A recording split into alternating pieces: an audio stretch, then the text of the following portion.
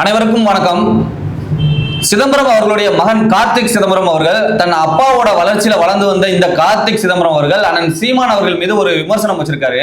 அதாவது காரைக்குடியில சீமான் அவர்களுக்கு வாக்கு செலுத்தக்கூடாது, வந்தா செட்டிநாடு சாப்பாடை போட்டு அனுப்பிச்சுடுவோம், பிள்ளையார் கோயில கூட்டிட்டு போய் அவருக்கு ஒரு விபூதியை போட்டு அனுப்பிச்சுடுவோம் தவிர்த்து காரைக்குடி மக்கள் வாக்கு செலுத்தக்கூடாது அப்படின்னு மிக கடுமையான விமர்சனத்தை சிதம்பரம் அவர்கள் வச்சிருக்காங்க.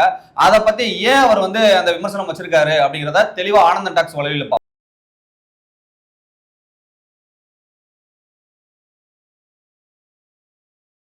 சீமானுக்கு நம்ம ஊருக்கு சம்பந்தம் கிடையாது. சீமானுக்கு இந்த ஊர்ல சொந்த வீடு கிடையாது. சீமானுக்கு இந்த ஊர்ல ஓட்டு கிடையாது. எலெக்ஷனுக்கு வருவாரு, எலெக்ஷனுக்கு அப்புறம் காண போடுவார், அப்புறம் திருப்பி வரவே மாட்டார். போன எலெக்ஷன் சீமான் எங்க நின்னாரு? திருவெற்றியூர்ல நின்னாரு. திருவெற்றியூர்ல நின்னவரு ஓட்டு வாங்கி தோத்து போயிட்டாரு. எலெக்ஷன் முடிஞ்ச அப்புறம் திருவெற்றியூர் போனாரா? போவே இல்லை. சீமான் வந்தாருன்னா நல்லா செட்டிநாடு சாப்பாடு போட்டு பிள்ளையார்பட்டிக்கு அனுப்பிச்சு விபூதியை போட்டு திருப்பி அனுப்பிடுவோம். இப்போ நீங்க பார்த்த இந்த காணொலி யாரு பேசியிருக்காங்கன்னா, சிவகங்கை நாடாளுமன்ற தொகுதியினுடைய எம்பி, அதாவது நாடாளுமன்ற உறுப்பினர் பேசியிருக்காரு. இவர் யாருன்னு பாத்தீங்கன்னா கார்த்திக் சிதம்பரம். இவருடைய அப்பா ப சிதம்பரம் அவருடைய பேர், அவர் 7 முறை இந்த தொகுதியில எம்பியா இருந்தவர். அதன் பிறகு தன் மகனுக்கு இந்த தொகுதியில சீட்டு ஒதுக்கப்பட சொல்லி காங்கிரஸ்ல 2வது முறையாக வெற்றி பெற்றிருக்காரு. இதற்கு முன்னாடி ஒரு முறை இருந்திருக்காரு, இப்போ இருந்திருக்காரு. இவர் அதாவது ஒட்டுமொத்த காங்கிரஸோடைய மாநில தலைவரா செல்வ பெருந்தகை இருந்தாலுமே, ஆனா அவர் ஒரு பேருக்கு தான் மாநில தலைவர், கையெழுத்து போடுவதற்கு தான் மாநில தலைவர். ஆனா உண்மையிலேயே அதிகாரத்தை வச்சிருக்கக்கூடியவர் யாருன்னு பாத்தீங்கன்னா இவருடைய தந்தை சிதம்பரம் அவர்கள் தான். அதனால இவர் காங்கிரஸ்ல வேட்பாளராக காரைக்குடியில மாங்குடி அப்படிங்கிற தன்னுடைய ஆதரவாளருக்கு இவங்க சீட் வாங்கி கொடுத்துருக்காங்க. இப்போ காரைக்குடியில அண்ணன் சீமான் அவர்கள் நிற்பதனால இங்க போட்டி யாருக்கு அப்படின்னு பாத்தீங்கன்னா திமுகவா நாம் தமிழரா அப்படின்னு இருக்கும்போது, காரைக்குடி சட்டமன்ற தொகுதியில கரண்ட் சிட்டிங் எம்எல்ஏவா நாடாளுமன்றத்திலையும் காங்கிரஸ் தான் இருக்குது, காரைக்குடியிலையும் காங்கிரஸ் தான் வெற்றி பெற்று இருந்திருக்கு. அப்போ இந்த இடத்துல சீமானண்ணன் காரைக்குடியில நிக்கிறதுனால எங்க நம்ம தோத்துருவோமோ தோல்வி அடைஞ்சிருவோங்கிற பயத்துல வெல்ல வைக்கிறதுக்காக இவர் ஒரு ஆதங்கத்துலதான் இப்படி பேசிட்டாருங்க. இவர் என்ன செய்யறாரு அப்படின்னா, கார்த்திக் சிதம்பரம் அவர்கள் மக்கள்கள் எல்லாம் கூட்டி வச்சு ஒரு மண்டபத்துல உள்ளரங்கத்துல அறிமுகப்படுத்துறாப்புல மாங்குடி அவர்களுடைய வேட்பாளர் அப்படிங்கிறத அறிமுகப்படுத்துறாரு. அந்த நிகழ்வுல இவர் பேசும்போது, ஐயோ சீமான் இங்க நிக்கிறாப்லையே, நம்ம என்ன பண்றது அப்படின்ட்டு ஒரு உணர்ச்சி வசத்துல, சீமான் இந்த சொந்த தொகுதியே கிடையாது, அவருக்கு ஓட்டு இங்க காரைக்குடியிலே கிடையாது, அவர் இங்க நிக்கிறதுக்கு என்ன தகுதி இருக்கு, நாளைக்கு வெற்றி பெற்று போனார்னா அவர் சென்னையில இருந்துருவாரு, இங்க வரவே மாட்டாரு, அவர் தோத்தாலும் சரி இந்த பக்கம் வரமாட்டாரு அப்படின்ட்டு தன்னுடைய ஆதங்கத்தை வெளிப்படுத்துறாரு. அது போக இன்னும் கூட கொஞ்சம் என்ன சொல்றாருன்னா, சீமான் வரட்டும், ஏன்னா இந்த மாவட்டத்துக்காரல, அதனால சீமான் வரட்டும், ஏன்னா இவர் நல்ல பேர் வாங்கணுமா, வரட்டும், நம்ம நல்ல, அதாவது காரைக்குடினாவே செட்டிநாடு சாப்பாடு தானே ஸ்பெஷலு, அதனால வர்றவருக்கு நம்ம செட்டிநாடு சாப்பாடை போட்டு விருந்தோம்பல் பண்ணி அனுப்புவோம், அதே நேரத்தில் கூட்டிட்டு போய் பிள்ளையார்பட்டியில இருக்கக்கூடிய விநாயகர்களில் கூட்டிட்டு போய் அர்ச்சனை பண்ணி ஒரு விபூதியை போட்டு அனுப்பிச்சுடுவோம் அப்படின்னு நம்மளை நக்கல் பண்ணியிருக்காருங்க.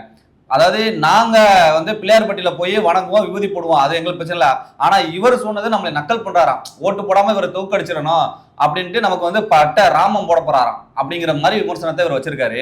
இப்ப இவர் வச்சுட்டு போயிட்டாரு விமர்சனத்தை, இவர் மேல இப்ப நம்ம திருப்பி விமர்சனம் வைக்கணுமா இல்லையா? ஒரு முட்டுக்கு இன்னொரு எதிர்முட்டு இருக்குல்ல, ஒரு கருத்துக்கு இன்னொரு எதிர்கருத்து இருக்குல்ல, அந்த கருத்தை நம்ம பார்ப்போம். இவரு இப்போதைக்கு காரைக்குடியில இவர் இருக்காரா? இவருடைய சொந்த ஊர் காரைக்குடி, இவரோட வாக்கு இருக்கிறது காரைக்குடி, அதெல்லாம் நான் உண்மைதாங்க, அதெல்லாம் நான் வெளிப்படையா ஒத்துக்கிறேன். ஆனா இவர் இப்ப எங்க இருக்காரு? அதான் என்னோட கேள்வி. இப்போ இவர் தாக்கல் பண்ண, இவர் நாடாளுமன்றத்துக்கு வேட்பாளராக நிற்கும் போது தாக்கல் பண்ணிருப்பார்ல அபிடேவிட், இன்னைக்கு அண்ணன் சீமான் அவருடைய அபிடேவிட்டை எடுத்து பல லட்சம் பேர் பாக்குறாங்க இல்லையா? இதே போல இவரோட அபிடேவிட்டை நம்ம எடுப்போமே. போன தேர்தலுக்கும் அதுக்கு முந்தின தேர்தலுக்கும் நான் இவரோட அபிடேவிட் எடுத்தேன்.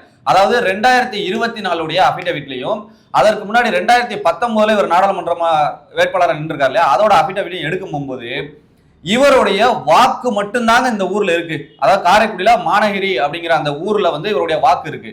இவர் வாங்கியிருக்கிற சொத்து இருக்கு இல்லையா, அது எல்லாமே பாத்தீங்கன்னா இவருடைய சொத்து. இவர் வாங்கியிருக்கிறது விவசாய லேண்டே கர்நாடகால இவர் மனைவி பேர்ல விவசாய லேண்ட் இருக்கு. சரி, இவர் பேர்ல சொந்தமா கமர்ஷியல் லேண்ட் எங்க இருக்குன்னு பாத்தீங்கன்னா சென்னையில ஒரு அடுக்குமாடி குடியிருப்புகள்ல இவர் பேர்ல லேண்ட் இருக்கு.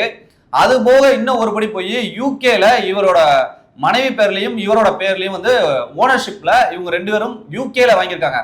இந்த மாவட்டத்துல அவரோட சொந்த தொகுதி மானாமரை தொகுதி, அது ரிசர்வ் தொகுதி அப்படிங்கிற காரணத்தினால அண்ணன் அங்க நிக்க முடியாது.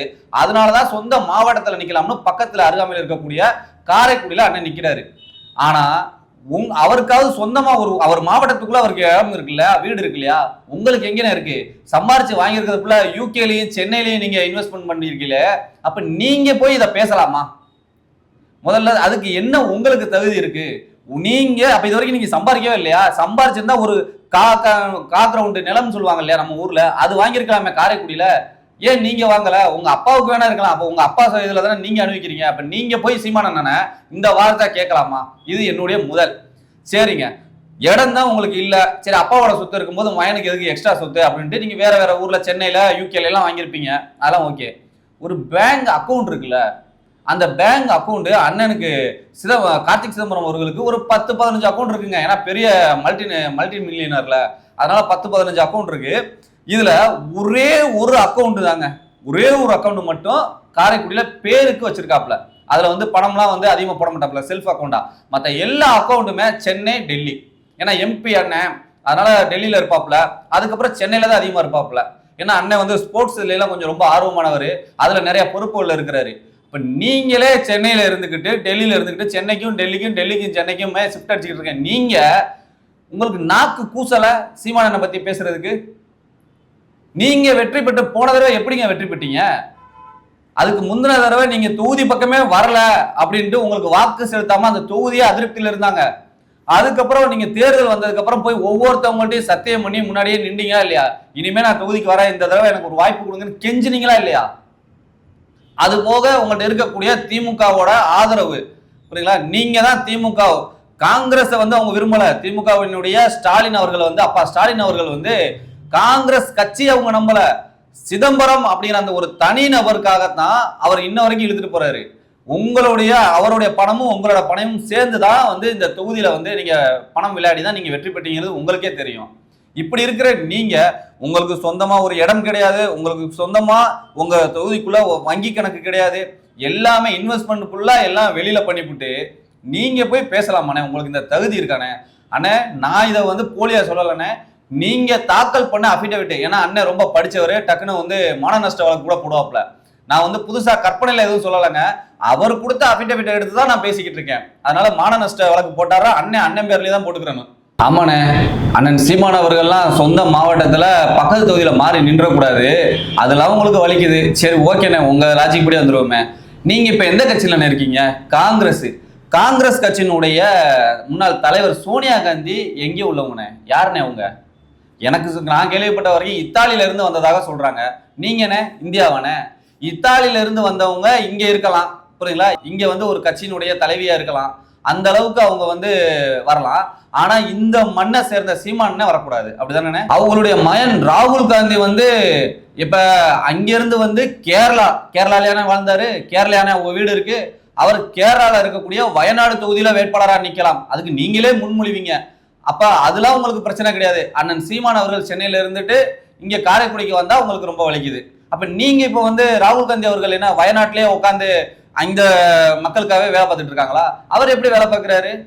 அப்ப அவர் டெல்லியில இல்லையோ, அவர் வயநாட்டிலேயே உட்காந்துருக்காரு, அப்படித்தானே? கேரளாலேயே உட்காந்து வேலை செஞ்சுட்டு இருக்காரு. அப்ப ஜெயிச்சதுக்கு அப்புறம் இன்ன வரைக்கும் அவர் வயநாடு பக்கம் ஏதாவது போயிருப்பாரா? எலெக்ஷன் வந்தா கேம்பெயின் பண்றதுக்காக போவாங்களே தவிர்த்து அதுக்கு பிறகு போயிருப்பாங்களா? ஆனா அந்த வயநாடுக்கு வேலை செய்வாங்களா மாட்டாங்களா? செய்ய மாட்டாங்க. ஆனா எங்க அண்ணன் சீமான் அவர்கள் அப்படி கிடையாது. அவர் வெற்றி பெற்றாலும் வெற்றி பெறலைனாலும் காரைக்குடியில நாம் தமிழர் கட்சி பிள்ளைகள் இருக்காங்க. அதை நீங்க முதல்ல தெரிஞ்சுக்கிறீங்க. அவர் சொல்ற திருவெட்டூர்லன்றாரு, அப்புறம் அங்க அந்த பக்கம் போவே இல்லை அப்படின்னு. திருவெட்டூர் போலன்னு உங்களுக்கு ஏதாவது தெரியுமா?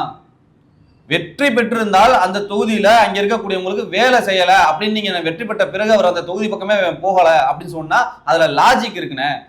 தோல்வி பெற்ற பிறகு அந்த தொகுதி பக்கமே போலேன்னா ஒவ்வொரு தொகுதியிலும் 234 தொகுதியிலும் நாம் தமிழர் கட்சி கட்டமைப்பு இருக்கு. அந்த தொகுதி மக்கள் பிரச்சனை சார்ந்த அந்த பிரச்சனைகள் ஏதாவது இருந்தா அந்த தொகுதியில் இருக்கக்கூடிய அங்க இருக்கக்கூடிய நாம் தமிழர் கட்சி பிள்ளைகள் போராடுறோம். அந்த மக்களுக்கு தேவையான விஷயங்களை நாங்க செஞ்சு கொடுக்குறோம். நீங்க இப்படி அபாண்டமா பேசிட்டு இருக்கீங்க. நீங்க உங்க கட்சி முதல்ல இங்க இருக்கா? நீங்க எங்களுக்கு விபதி சொல்றீங்க. ஈழ படுகொலைக்கு பிறகு தமிழ்நாட்டில் உங்க கட்சிக்கு மக்களே போட்டாங்களே விபதி. நீங்க எங்களை பார்த்து சொல்றீங்க விபூதி போட்டு அனுப்பிச்சு விடணும்ட்டு. இந்த திமுகன்னு ஒண்ணு இல்லைன்னா உங்களுக்கு ஏதாவது ஒரு ஊர்ல ஒரு கிராமத்துல ஒரு 10 ஓட்டு விழுகுமா? திமுகவோட ஒட்டிக்கிட்டு தர்றதுனால அவங்க ஓட்டை நீங்க கொஞ்சம் வாங்கிட்டு இந்த கூட்டணி 10 கட்சி அல்ற சில்லறை எல்லாம் வச்சுக்கிட்டு நீங்க வாங்குற ஓட்டை வெற்றின்னு சொல்லி தெரியுங்க. நாம் தமிழர் கட்சிங்கிறது அப்படி கிடையாது. அண்ணன் சீமான் அவருக்கு கிடையாது. தனி ஒருவரா இந்த கட்சியை வளர்த்து வந்திருக்காரு. உங்களுக்கே தெரியும். அதனாலதான் எடுத்த உடனே அவரைத்தான் முதல்ல நீங்க வந்து படபடப்புல பேச ஆரம்பிச்சிருக்கீங்க. உங்க அப்பா இன்னைக்கு மாநிலங்களவை உறுப்பினரா இருக்காரு இல்லையா? எந்த தொகுதியில? சிவகங்கை தொகுதி. தமிழ்நாட்டில இருந்து அவர் மாநிலங்களவை உறுப்பினராக பெற்றாரா? மகாராஷ்டிரால இருந்து போயிருக்காரு. அவர் அங்கிருந்து போகலாமா? இப்படி இருக்கிற நீங்க முதல்ல இது பேசுறதுக்கு தகுதி இருக்கா? இது மக்கள் பார்த்தாங்கன்னா உங்களே காரியம் உங்களை துப்பிட மாட்டாங்களா? விமர்சனம் வைங்க, ஆரோக்கியமான நேர்மையான விமர்சனங்களை வைங்க. கார்த்திக் சிதம்பரம் அவர்கள் படிச்சவர், பண்பானவர். நாங்க வெளிநாடுகளில் போய் நீங்க படிச்சிருக்கீங்க. ஆனா உண்மையிலேயே எங்களுக்கு உங்கள் மீது நன்மதிப்பு இருக்கு. ஆனா ஆக்கப்பூர்வமா அண்ணன் சீமான் அவர்கள் எடுத்து வைக்கக்கூடிய அரசியல் சார்ந்து நீங்க விமர்சனம் வைங்க. அதை விட்டு தனிப்பட்ட விமர்சனங்களை வைக்காதீங்க. ஏன்னா உங்களால அரசியல் சார்ந்து விமர்சனம் வைக்க முடியல. ஆக சிறந்த ஒரு தத்துவத்தையும் கொள்கையையும் ஒரு செயல்பாட்டு வரைவையும் சொல்லக்கூடிய அண்ணன் சீமான் அவர்கள் மீது உங்களால வைக்க முடியாத ஒரே காரணத்துக்காக தான் தனிப்பட்ட விதமா நீங்க வைக்கிறீங்க. தனிப்பட்ட விதமா அவரை வந்து பேசுறீங்களே தவிர்த்து அரசியல் சார்ந்து உங்களால பேச முடியல.